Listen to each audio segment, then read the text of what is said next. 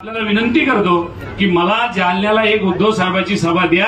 त्याचं कारण असं की जालन्याची शिवसेना जी आहे ती पूर्णपणे उद्धव साहेबांच्या पाठीशी खंबीरपणे उभी आहे। तिथं एक जर सभा झाली ना तर त्यांचा आत्मविश्वास इतका मोठा होईल की पायाचं काम राहणार नाही। आणि मी एकदा निवडून आलो साहेब तर मी आपल्या आशीर्वादाने खैरे साहेबांचं बोट धरून लोकसभेत जाईल। कारण मी खैरे साहेबाचा लहान भाऊ आहे। ते मला कधी म्हणतात छोटे बंधू, मी म्हणतो त्यांना बडे बंधू। त्यामुळे खैरे साहेबांची माझी रास पहिल्यापासून जमलेली। तर मी परत एकदा आपल्या सगळ्यांच्याकडनं आशीर्वादाची अपेक्षा करतो। आपण मला सगळे आशीर्वाद द्याल अशी विनंती करतो। आणि राऊत साहेब आपल्याकडनं रजा घेतो की मी माझ्या याला चिकलठाण्याला महाविकास आघाडीच्या सगळ्या कार्यकर्त्यांची बैठक बोलवलेली आहे। त्या बैठकीला मी पुढे जातो, त्यांना नियोजन लावून देतो करतो। तोपर्यंत हे संपलं, तुम्ही एअरपोर्टला जाणार आहे तर 5 मिनिटं तिथे आमच्याकडे आलात तर बरं होईल अशी विनंती करतो। तुम्हाला वेळ मिळाला तर जसं धन्यवाद। जय हिंद, जय महाराष्ट्र। धन्यवाद आदरणीय कल्याणजी काळे साहेब। यानंतर महाविकास आघाडीचे आपल्या जिल्ह्याचे लोकप्रिय उमेदवार आदरणीय चंद्रकांतजी खैरे साहेब आपल्या सर्वांचे आजच्या प्रचार कार्याच्या निमित्ताने आशीर्वाद घेतील अशी मी अशा आदरणीय चंद्रकांतजी खैरे साहेब यांना विनंती करतो। आणि जोरदार टाळ्या वाजवून खैरे साहेबांचं आपण स्वागत करूया। खैरे साहेब तो मागे बढ़ो। सम्राटों मध्ये आते नाही। शिवसेना प्रमुख माननीय बाळासाहेब ठाकरे आणि मानवंतराव भावपूर्ण आदरणीय भाऊ, आपले नेते महाराष्ट्रामध्ये करोनामध्ये ज्यांना म्हणजे बाकी सर्व बरोबर असणार। महाविकास आघाडीचा हा या ठिकाणी हा कार्यक्रम उद्घाटनाचा कार्यक्रम, कार्यालयाचा उद्घाटन कार्यक्रम इतक्या मोठ्या प्रसंगात या ठिकाणी ज्यांच्या शुभ हस्ते या कार्यालयाचं उद्घाटन झालं ते सन्माननीय माझे गुरुवर्य, महाराष्ट्राच्या नव्हे तर देशामध्ये एकदम जबरदस्त वातावरण निर्माण करणारे सन्माननीय राज्यसभेचे खासदार संजय राऊत साहेब, त्याचप्रमाणे MGMचे कुलपती माझे मार्गदर्शक आदरणीय अंकुशरावजी कदम साहेब, 80 वर्षाचे त्या ठिकाणी 80 वर्षाचे पुढे असणारे, कन्नडमध्ये आजही माझ्या प्रचारार्थ गावगावात जाणार आहे आदरणीय किशोर पाटील साहेब, त्याप्रमाणे सर्व या ठिकाणी शीख समाजाला सुद्धा घेऊन ठराव पास करून घेणार आहे माझ्यासाठी हे आमचे दोन्हीही मान्यवर। त्याचप्रमाणे या ठिकाणी अनिल पटेलजींनी सांगितलं त्याप्रमाणे आता ते अनिल पटेलजी आता काय भाषणात ठिकाणी पटेल होणार नाही आपली, परंतु मैत्री आहे। आमचे अशफाक साहेब आहेत, आमचे त्या ठिकाणी काँग्रेसचे अध्यक्ष युसुफभाई आहेत, सर्व मान्यवर या ठिकाणी उपस्थित बंधू भगिनी मातानं आणि आमच्या या ठिकाणी रोहिणी गाडे साहेब गाडे वहिनी असे सगळेजण या ठिकाणी। आता नाव सगळ्यांचं घेऊन मी तुमचा वेळ घेणार नाही, कारण आपल्या सर्वांना भाषण ऐकायचं आदरणीय राऊत साहेबांचा। मी या ठिकाणी एकच सांगेन, अनिल पटेलजी मी अनेक ठिकाणी आणि उलट्या मी स्टँडिंग कमिटी फायनान्समध्ये असताना स्वतः मनमोहन सिंगजी आमचे मेंबर होते, प्रधानमंत्री झाल्यानंतर सुद्धा त्यांनी त्या कमिटीत होते। तर त्यांच्यासमोर मी त्यांनी जे काम आम्हाला मिळून दिलं होतं त्यांची स्तुती केली, येऊन ते माझ्या पाठीमागे आले, पाठीवर थाप मारली। कारण जी समांतर जनवाहिनी यांनी बंद पाडली ती फक्त 792 कोटीची होती, पब्लिक प्रायव्हेट पार्टनरशिपची होती। ती आदरणीय शरद पवार साहेबांनी, जयपाल रेड्डींनी आणि त्याप्रमाणे बाकी इतरांनी ही केली, कमलनाथजींनी। या सगळ्या योजना त्या ठिकाणी मी ज्या आणल्या होत्या त्या फक्त काँग्रेसच्या राज्यामध्ये मी विरोधी पक्षाचा खासदार असताना मी मिळून घेतल्या। अटलजीच्या राज्यात तर मी किंग होतो, सगळं काही त्या ठिकाणी आम्ही खूप म्हणजे मजबूत युती होती त्यावेळेस। 10 वर्ष मी काँग्रेसच्या राज्यामध्ये विरोधी पक्षाचा खासदार असताना सुद्धा कधी मी असं मला डावललं नाही किंवा शिवसेनेला डावललं नाही। त्यांनी सगळ्या योजना मंजूर केल्या।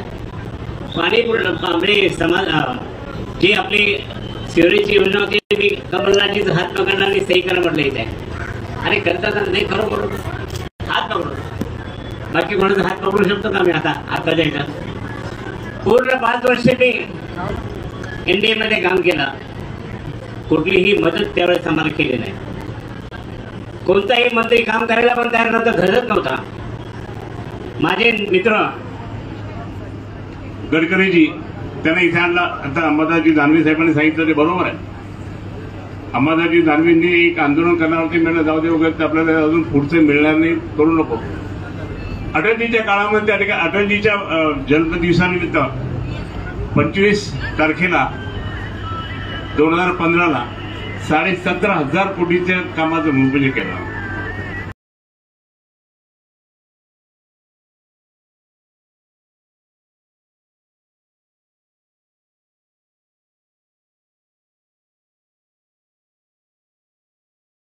हे सगळं मी आणलेलं होतं आणि माझ्या विनंतीला अजून काही काम सुरू झालं नाही. क्या करना, मेरे को मेरे बाबा ने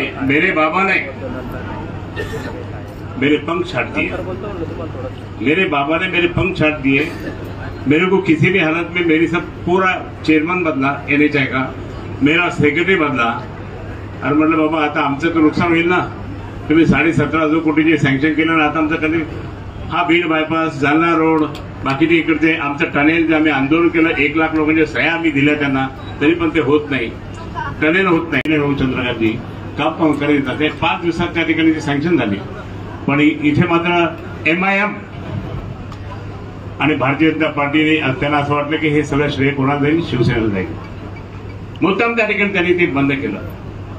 MIM तर तुम्हाला माहिती आहे, मी तुम्हाला एकच सांगतो, एकच गोष्ट तुम्हाला सांगतो. काल सुद्धा मी एक खूप मोठ्या मीटिंगमध्ये होतो, किरमाणी यांनी मीटिंग ठेवली होती. त्यांनी स्वतः मी काय काम केलं ते सांगितलं. परंतु प्रत्यक्षात मी या ठिकाणी सांगतो की आजची परिस्थिती काय आहे. ज्यावेळेस मी मीडिया नव्हता, सोशल मीडिया, आता फक्त ते इम्तियाज असं त्याला 1 मिनिट बोलता येतं, 2च खासदार आहे.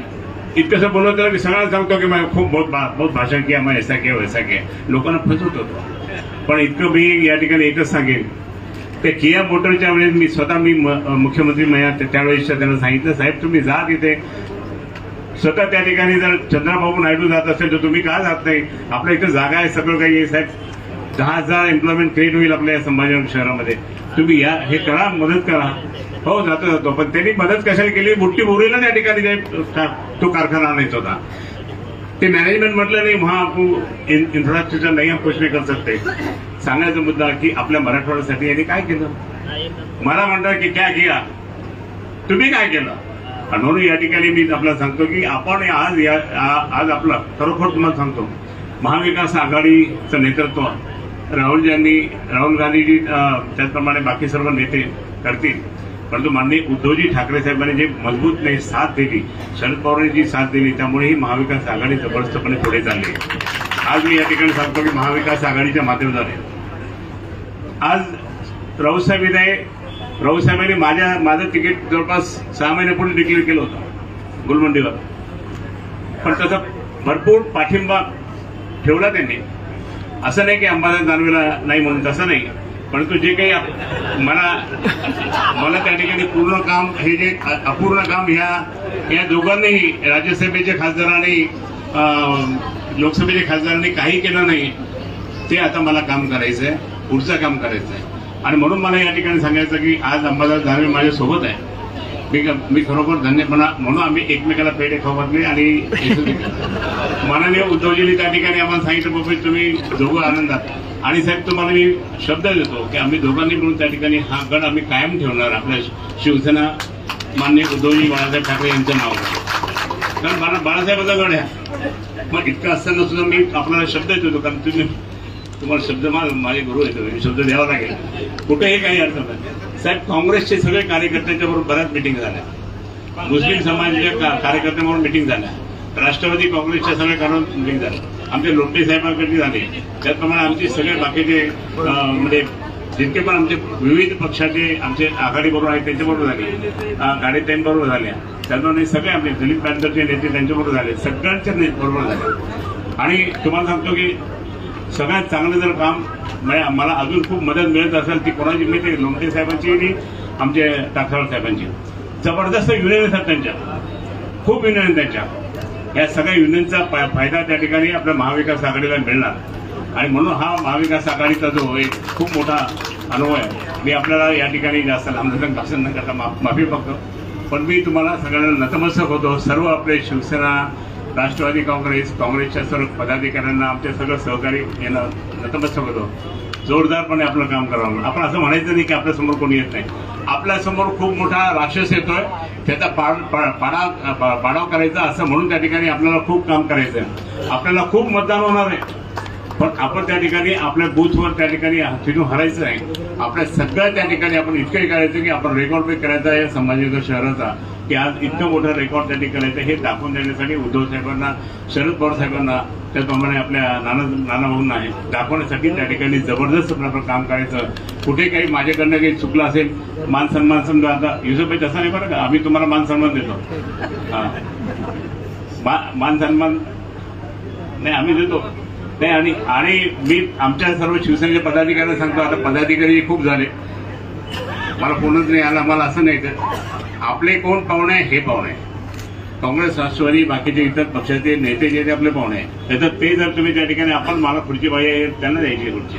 आणि म्हणून एक चांगला या ठिकाणचं नातं आपल्या सगळ्यांचं झालेलं आहे.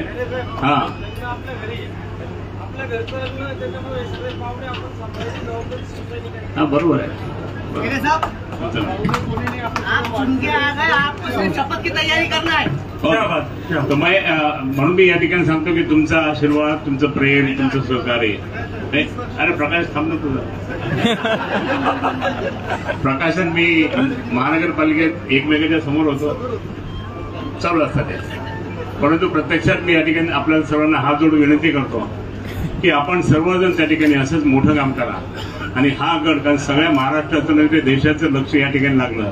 देशाचं म्हणजे तुम्ही समजून घ्या कोणाचं, तिथून काही पण ते करू शकतील, काही पण कार्य करू शकतील, तसंही काही करू शकतील. म्हणून या ठिकाणी आपण खूप काळजीने आपला फॉर्म पण काळजीने भरायचं. आपण गर्दी पण तशी असेल तर आपण कुठपर्यंत जायचं, कारण आचारसंहिता नंतर मग खर्च वेळचं हे मुद्दाम त्या ठिकाणी असे करण्याचा प्रयत्न ते करतील.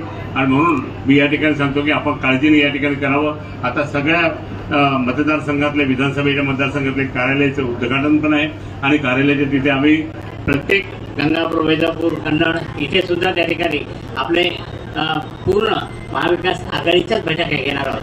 आणि त्याच्यानंतर मग शहरात सुद्धा ते घेणार आहे. हे सगळं असताना सुद्धा मी विनंती करतो, आपण फक्त रात्र वैरायची आहे, आपण ओव्हर कॉन्फिडन्स जायचं नाही, रात्र वैरायची आहे आणि आपण सर्वांनी मिळून त्या ठिकाणी यश प्राप्त करायचं. हे तुमचं यश आहे, हे माझं यश नाही, हे तुमचं यश आहे. आणि म्हणून तुम्हाला सर्वांना शुभेच्छा. जय हिंद, जय भारत. धन्यवाद साहेब. खरे ताप तू मागे बरो. यानंतर एकच सब एक शहरामध्ये उद्या आंबेडकर जयंती आहे आणि आंबेडकर जयंती उत्सव समितीचे अध्यक्ष नवीन सिंग मोगरा आणि रमेशभाई खंडागळे हे समितीच्या वतीने आदरणीय संजयजी राऊत साहेबांचा या ठिकाणी पुष्पगुच्छ देऊन या ठिकाणी स्वागत करतायत.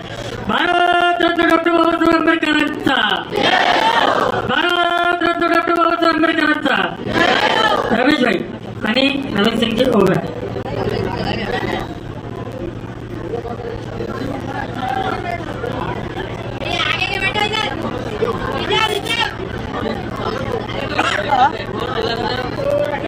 चेहरा नहीं बताते ना, चेहरे का लफड़ा देखो, चेहरा का.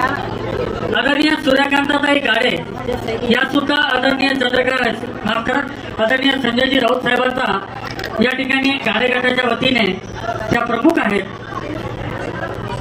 हे सुद्धा आदरणीय राऊत साहेबांचा सत्कार करते.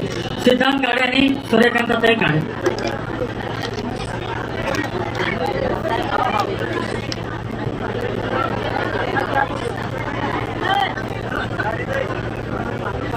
काँग्रेसच्या वतीने आमदारजी पवार साहेब आणि त्यांचे सहकारी माजी आमदार साहेब हे सुद्धा आदरणीय संजय राऊत साहेब सत्कार करतात.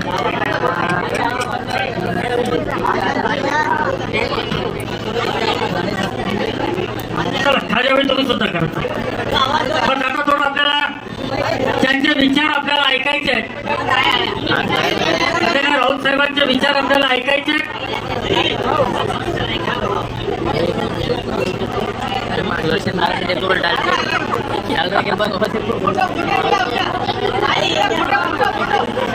आपल्या शिवसैनिकांना एक महत्वाची सूचना आहे, कृपया करून ऐका की कार्यक्रम संपल्यानंतर आपले दोन्ही जिल्हा प्रमुख, तिन्ही शहर प्रमुख, ग्रामीणचे सर्व तालुका प्रमुख सगळ्यांनी इथं बैठकीसाठी उपस्थित राहावे. कोणी कार्यक्रम संपल्यावर हे लोकांनी जायचं नाही.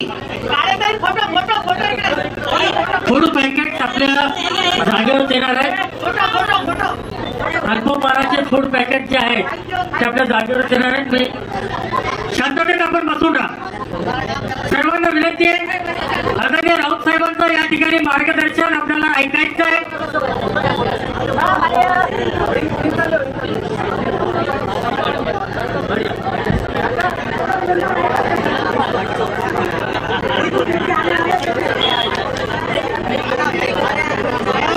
या ठिकाणी इंतजार की घड़ियां अब बीत चुकी है. इंतजार की घड़ियां तो बीत चुके हैं. त्यांचं या ठिकाणी मार्गदर्शन ऐकण्याकरता आपण उत्सुक आहात. महाविकास आघाडीचे आदरणीय शिवसेना नेते संजयजी राऊत साहेब यांना विनंती करतो की आपण चौफेर फटकाबाजी करून या ठिकाणी आपलं मार्गदर्शन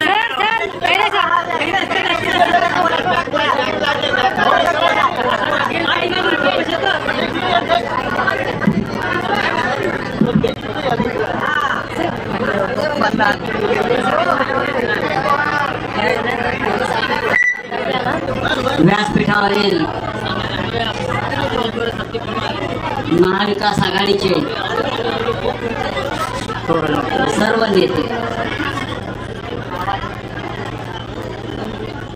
आणि या तप्त उन्हात उपस्थित असलेले सर्व तिन्ही चारी पाच किती पक्ष आहेत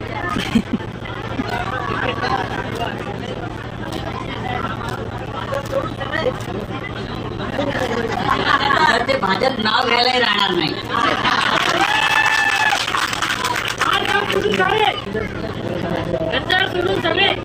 सर्व कार्यकर्ते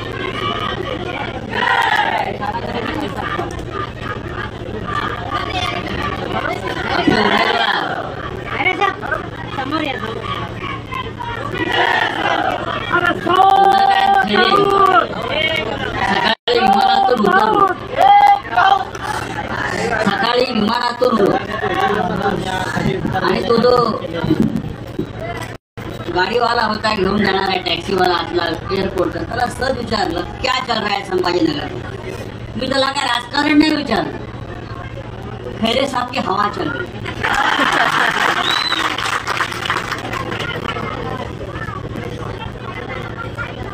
आता खैरे साहब की हवा चल रही है.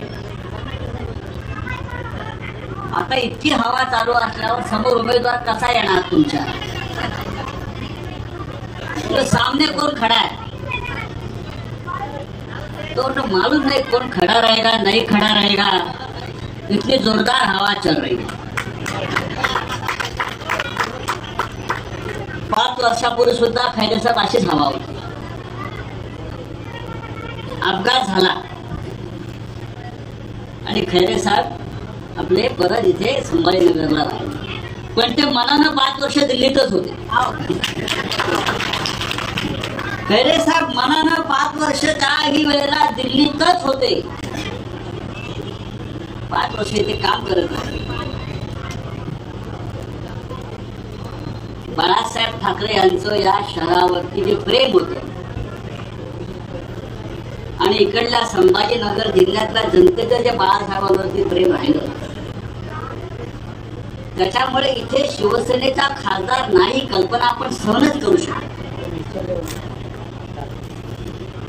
मग असे खैरे साहेब अंबादास दानवेंचा उल्लेख मला आनंद झाला.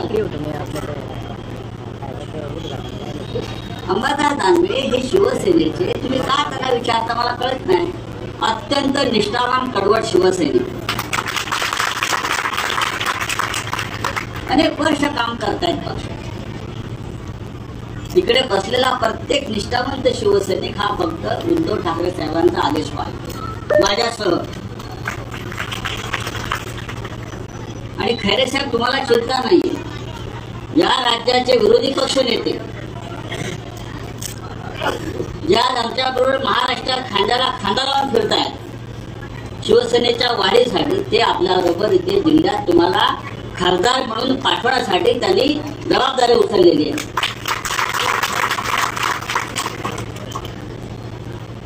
सकाळी मी आलो आणि नेहमीप्रमाणे पत्रकार देवेंद्र फडणवीसांनी म्हणे असं सांगितलंय. मला प्रश्न विचारला काय की आमच्याकडे मोदी सारखा चेहरा आहे, विरोधकांकडे काय? मोदी सारखा चेहरा आहे, तो इतका भयंकर चेहरा आहे की लोक घाबरायला लागले. जसे शोले मध्ये सोजा बच्चे ने तो गब्बर आ जाएगा,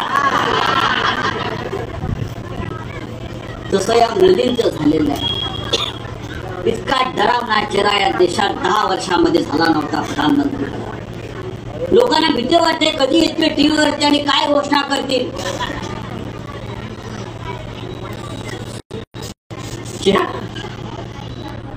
याला तुम्ही चेहरा म्हणत असाल देशाचा, मी म्हटले भूताटकी आहे. लोकांना नको आहे हे भूत, आता उतरवायचं आपल्याला. इतके भयंकर कांड या माणसानं केले गेल्या 10 वर्षांमध्ये.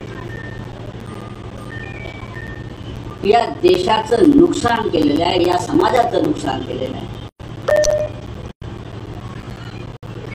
आता त्यांना काही लोकांना वाटतंय अजूनही मोदीची भजनं करावीत, अजूनही मोदी नावानं टाळ करतात. 400 पार या देशाची जनता ठरवेल, ते मोदी नाही ठरवू शकत. या देशातलं वातावरण असं आहे, मोदींनी 200 जागा जिंकल्या तरी खूप झाल्या आणि आपली इंडिया आघाडी कोणत्याही परिस्थितीमध्ये 300 पार होते. मोदी पुन्हा प्रधानमंत्री होत नाही, ती काळ्या दगडावरची रेखा.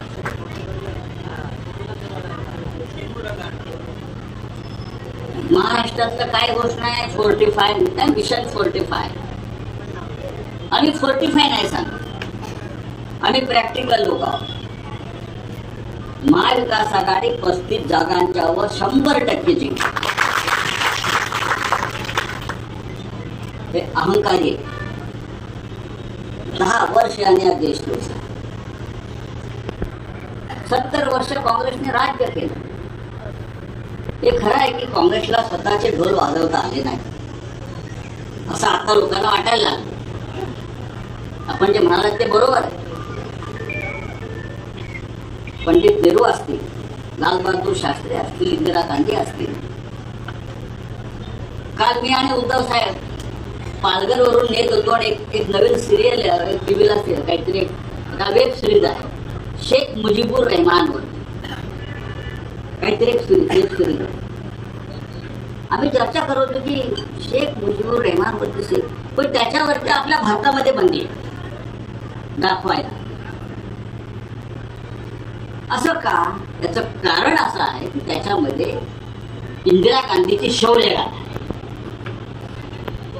इंदिरा गांधींनी पाकिस्तानचे 2 तुकडे केले, शौर्य गाजवलं, एक नवीन देश निर्माण केला.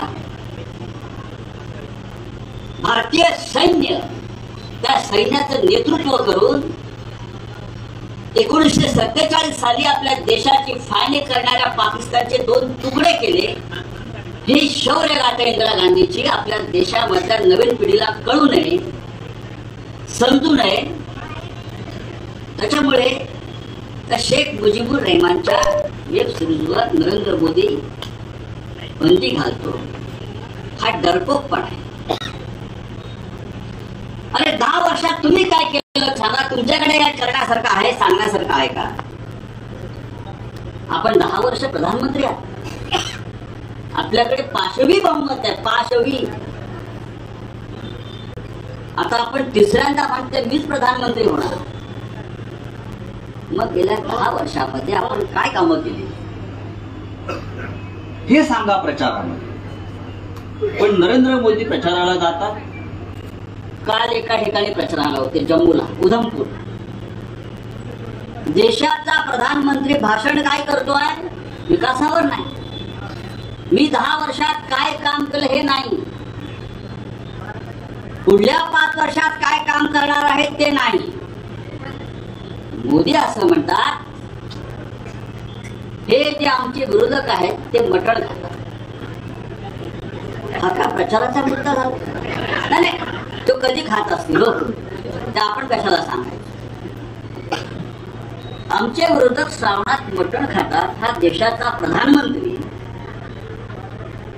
प्रचाराचा मुद्दा करतो.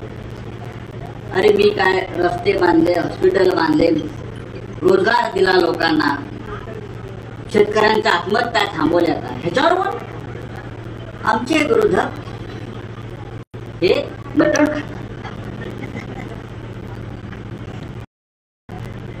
नरेंद्र मोदीचा पक्ष बरं का, नरेंद्र मोदीच्या पक्षाचं जे खातं आहे, भाजपचं आताचं जे बँक अकाउंट निधी, त्याचं जर तुम्ही यादी पाहिली तर कत्तलखाने बीफ एक्सपोर्ट करणारे, गोमांस एक्सपोर्ट करणारे, अलानापासून मला माहिती आहे, अलाना फलाना सगळ्या कंपन्याकडून जो पक्ष 550 कोटी रुपये देणग्या घेतो तो पक्ष म्हणतो विरोधक मटण खातात. इतकं ढोंग. आणि हे हिंदुत्ववादी स्वतःला मानतात. जम्मूमध्ये गेले हिंदुत्ववादी, त्या जम्मूच्या रस्त्यावर आजही 7,500 काश्मीरी पंडित निर्वासितांच्या छावण्यामध्ये आपलं जीवन व्यतीत करतायत. मोदींना त्यांच्याकडे जाऊन त्यांचं दुःख समजून घ्यावं असं वाटलं नाही, त्यांचा आक्रोश समजून घ्यावा असं वाटलं नाही. उसमें बहुत से हमारे शेख भाई भी है. मैं 2-3 बार गया हूं, 3 वेळा गेलोय मी त्या छावणीत. पण तिथे गेले उधमपूरला मोदी, पण त्या काश्मीरी पंडितांच्या ज्या निर्वासितांच्या छावण्या आहेत तिथे जाऊन त्यांचं दुःख समजून घ्यावं. आणि काय म्हणतो 370 कलम हटवला, आता आम्ही एक झेंडा एक देश. उपयोग काय? कशासाठी तुम्ही हटवलं? तर काश्मीरी पंडितांना त्यांचा न्याय मिळाला पाहिजे.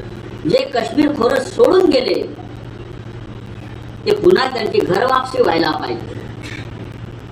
म्हणून आपण 370 कलम हटवला आणि शिवसेनेला त्यांना पाठिंबा दिले. 1 नंबरचा खोटारडा प्रधानमंत्री या देशाला लागला. जर ऑलिम्पिक मध्ये जर स्पर्धा लागली जलद गतीनं खोटं बोलणाऱ्यांची, तर नरेंद्र मोदींना गोल्ड मेडल. ऑलिम्पिक मध्ये आपल्याला आतापर्यंत गोल्ड मेडल फार कमी मिळत आहे. तर पुढल्या वेळेला जेव्हा आपलं सरकार येईल तेव्हा आपण ऑलिम्पिकला एक प्रपोजल देऊ, जलद गतीनं खोटं बोलणाऱ्या माणसाचं आपण स्पर्धा घेऊ आणि नरेंद्र मोदी आपल्याला एक गोल्ड मेडल नक्की मिळवून देतील याची मला खात्री. हा फेको चॅम्पियनशिप आपल्याला ती टीम करावी लागेल. स्टेट लेवलला देवेंद्र फडणवीस, नॅशनल लेवलला नरेंद्र मोदी. मग तिथे अंपायर म्हणून अमित शहाला घ्यावा लागेल. काय इतकं खोटं बोलावं माणसं. लंबी लंबी लंबी लंबी फेकते हे आणि आपण ऐकतो. आजच कोणीतरी म्हणाल आपल्यापैकी ते तिथे गेले आहेत मोदी अवतारी पुरुष आहेत.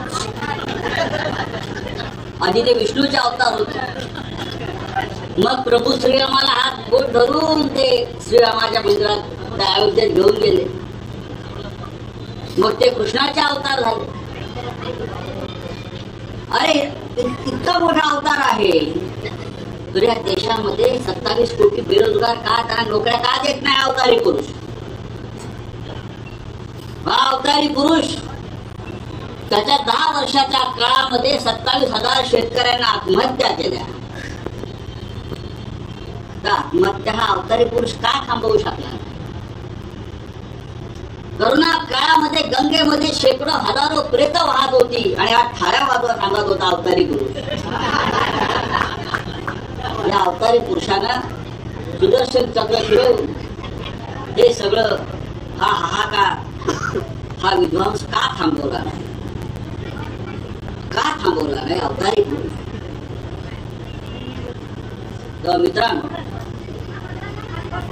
हे ढोंगे आणि भंपक लोकांचं सरकार माननीय उद्धव ठाकरे जे सांगतात, हा भारतीय जनता पक्ष भाडखाऊ लोकांचा पक्ष, हा भारतीय लोकांचा पक्ष. या पक्षामधले 70% लोक हे भारतीय आहेत आणि जो विरोधाला अटक करा, मलाही अटक केली. काय उखडले नाही? आम्ही गेलो जेलमध्ये, आम्ही गेलो हे असं भगवा फिरवत गेलो आणि भगवा फिरवत आलो. केजरीवाल गेले, हेमंत सोरेन गेले, पण हा देश कधीही कोणत्याही हुकुमशहापुढे झुकला नाही. लक्षात, या जगामध्ये हुकुमशहाचा अंत हा अत्यंत वाईट झाला. एकतर त्याला रस्त्यावर लोकांनी तुडवून मारलं किंवा त्याला आत्महत्या करावी लागली. हा हुकुमशाहीचा इतिहास या देशामध्ये सुद्धा आपल्याला दिसल्याशिवाय राहणार नाही, पुनरावृत्ती झाल्याशिवाय राहणार नाही. हे ईव्हीएमचं वगैरे तुम्ही काय भीती बाळगू नका. लोकांना मनात फार ती भीती आहे ती काढून टाका. मतदान वाढवा, 10% मतदान वाढवा. 10% मतदान आपण वाढवलं की ईव्हीएमचा घोटाळा आपोआप. हा आमचा रिसर्च आहे. साधारण 5 ते 6% मशीन्स आणि ते यंत्रणा ते मॅनेज करतात. 5% मतं वाढतात. आपण 10% मतं आपली वाढवायला पाहिजे. आपली 10% मतं वाढवा. तुम्ही पहा, हा मोदी आणि त्याचा पक्ष ग्रामपंचायतीला पण निवडून देऊ शकत नाही. हा आत्मविश्वास आपण लोकांमध्ये दिला पाहिजे. आणि मला खात्री आहे, संभाजीनगरमध्ये जे मराठवाड्याचं हृदय आहे, नाक आहे, इथे आपण विजय प्राप्त करू. आणि मराठवाडा संपूर्ण मला महाविकास आघाडीच्या बाबतीत सकारात्मक दिसतो. मगाशी कल्याण काळे आले. कल्याण काळ्यांच्या मागे आपण सगळे ठामपणे उभे राहिलो तर रावसाहेब दानवे परत दिल्ली पाहणार नाही.